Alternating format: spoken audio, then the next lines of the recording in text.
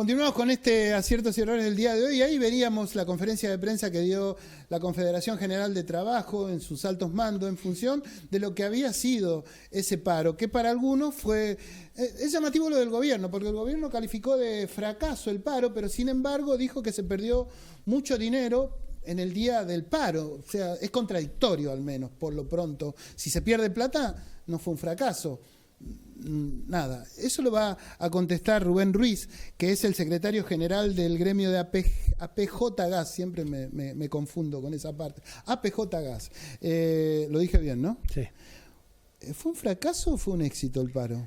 No, evidentemente, primero gracias por la invitación. No, por favor. Y si el propio gobierno dice que se perdieron 200.000 millones de pesos, primero está demostrando que los trabajadores somos los que generamos esa riqueza. Y segundo, que hubo un movimiento de huelga nacional muy importante, que obviamente en un país como este tiene que estar limitado, porque vos tenés más o menos 6 millones de trabajadores no registrados que tienen que salir a pelear el peso día a día, ¿no? No es que como los que cobramos mensualmente o quincenalmente con un recibo de sueldo podemos estirar un poco más. Hay gente que tiene que salir sí o sí, aunque la mayoría, y se vieron varios chascos en los medios masivos de comunicación, de la gente que estaba en la parada de colectivo que decía, yo estoy de acuerdo, pero tengo que ir porque no tengo plata. A ver, y en ese marco de lo que vos planteás, ¿qué grado de responsabilidad tiene la Confederación General del Trabajo en función de la cantidad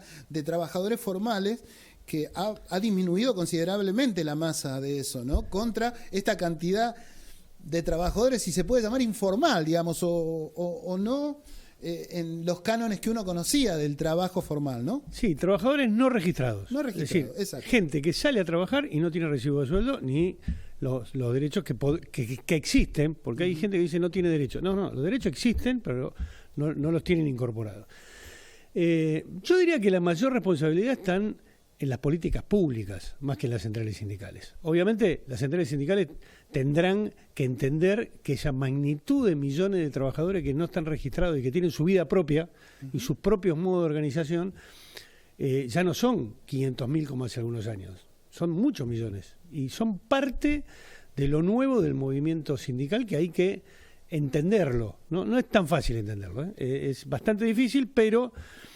porque yo diría, el trabajador que hoy se queda sin trabajo va atrás de los cartoneros.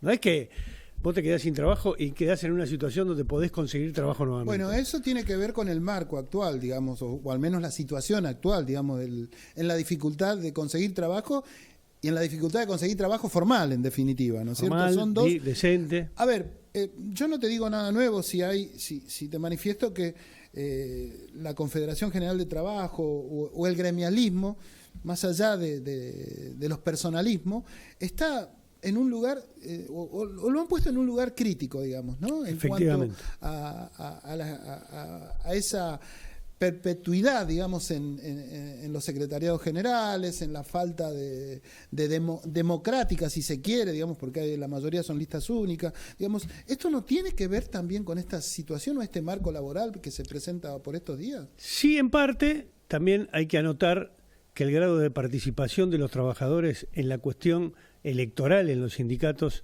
es muy difícil, y ha bajado, digamos.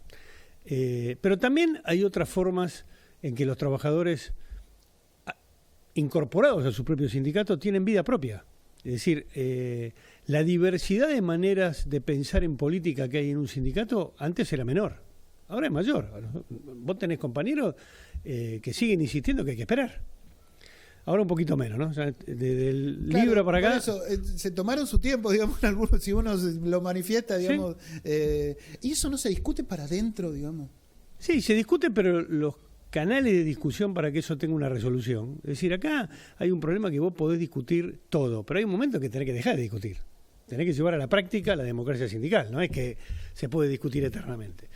Y eso está en tela de juicio en muchos lugares, pero para mí lo que más está en tela de juicio son los efectos de eso. Es decir, Si vos tenés un movimiento sindical vigoroso, poderoso, que consigue reivindicaciones, que gana la pulseada contra los patrones y en muchos casos contra los gobiernos, es probable que los trabajadores reafirmen el apoyo. ¿Vos crees que eso se fue dando a lo largo de este último tiempo, digamos, 10 años? No, por algo llegamos a Milei. Está clarísimo. Decía, hasta acá nos trajeron. Por eso digo, a mí me parece que hay una conjunción entre políticas públicas de los gobiernos. Yo te voy a dar un dato. El gobierno de Alberto y Cristina fue el primer gobierno con trabajadores registrados por abajo de la línea de la pobreza. Eso, claro, en la conciencia popular que tiene en su historia incorporada... Sí, en el inconsciente colectivo la mirada sobre un peronismo que le iba a dar benefició. Otro tipo de claro, situación, no sucedió. Es que siempre fue así. Podemos discutir si los trabajadores teníamos reivindicaciones conquistadas, pero la inflación era cada vez mayor. Yo creo que hay que discutir todo eso, porque llegar al 211 de inflación no fue gratis. No fue. Y yo creo que es parte de lo que nos lleva a este momento complicado. Pero lo que pasa en la conciencia de los trabajadores que adhieren a la visión del peronismo, no hace falta ser peronista. Vos podés adherir a esa visión porque en los efectos prácticos te da beneficios en la vida cotidiana. Sí, trabajo, salario, electrodoméstico, casa, lo que vos quieras. Eso que estaba incorporado se derrumbó. Sí, porque no pasó. Movilidad social. Movilidad social. No pasó. Es decir, mandar a tus pibes a la universidad. Bueno, lo hablo genéricamente, no es que no pasó en ningún lado. Pero con esto que manifestás vos, ¿qué futuro tiene el gremialismo? ¿Tiene futuro en este...? No hay futuro, para mí, sí, si no hay acción colectiva. Esta idea de que en el mundo vos podés ser un lobo terrible o un lobo solitario en contra de los demás, que es lo que nos están inculcando en el mundo. No sé, ganó Trump, ganó Bolsonaro en su momento, Marine Le Pen estuvo ahí nomás, Orbán en Hungría. Eso es lo que dicen. No te calentés por los demás, vos hacé la tuya que te vas a salvar. Eso nunca en la historia de la humanidad fue positivo.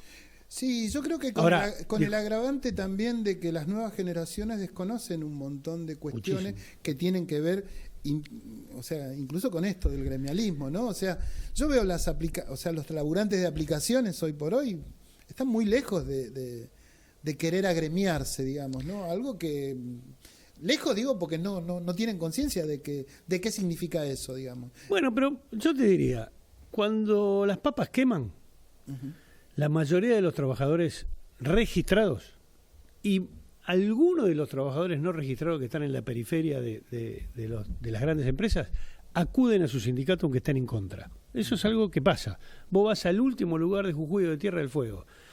Un patrón que despide gente arbitrariamente, el primer reflejo del trabajador es ir al sindicato por más que haya puteado al secretario general de ese sindicato de esa seccional. Pero va. Claro. Eso no ocurre en todos los lugares del mundo. No, tal cual, pero tampoco. Ahora, eso se si no tenés sindicato, ¿dónde vas a ir, digamos, cuando? Exacto. Los no registrados son muchos millones, no tienen, no quieren. También hay que asumirlo. Es decir, la degradación de todas estas cuestiones implicó que hay un montón de trabajadores que te dicen hoy, escúchame, yo hace 30 años que vivo así. Y vivo. La última, Rubén, y te saco totalmente del gremialismo porque te meto en el lugar de tu función del gremio más que nada. ¿Aumentó el gas en paralelo a lo que fue la inflación de 2, 3, 400? El gas tiene, como la luz, aumentos regulares.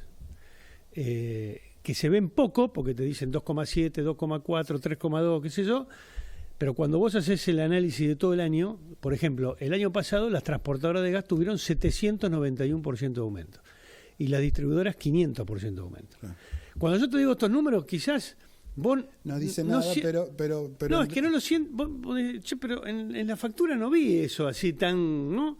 Bueno, porque el transporte de gas es el 15% de la factura, la distribución es el 25%, y tenés otro problema, el aumento de los impuestos adentro de la propia factura. Claro. Que eso no se ve, pero es el 40-44% de la factura. Fíjate cuánto pagabas en enero del 2023 y cuánto pagas ahora y te vas a dar cuenta que hay un montón de aumentos. Sí, claro. Este es uno de los problemas que nosotros decimos, miren, el INDEC, el gobierno está midiendo mal la inflación. Nos deben un 15% del año pasado y siguen midiendo mal, por lo tanto... Hoy que dicen 8,6, la del primer trimestre no es 8,6, es casi el 10. Rubén, te comprometo para otra vez para hablar de paritarias, de reforma laboral, digamos que son temas que no hemos tenido la posibilidad por los tiempos de hablarlo, y me gustaría que hagamos una mesa con otros también pares tuyos, si no es molestia. Un solo dato en un momento tan crítico como este. Acordémonos del arte, de la cultura, que también es un lugar. Fíjate, hoy el teatro está carísimo y sin embargo los teatros están llenos. La gente está logrando un lugar de resistencia, la gente que puede pagarlo, un lugar de resistencia, y los centros culturales están llenos de gente. Te agradezco mucho tu presencia y calculo que lo decís por algo particularmente, ¿no? Bueno, mi hija es cineasta, está por hacer una película, pero no solo por eso, sino porque si vos ves el Quilmes Rock del otro día, las expresiones que hay de cultura popular. Ahí sí se da. Te agradezco mucho tu presencia acá, me están matando por Muchas gracias por la invitación. No, por favor.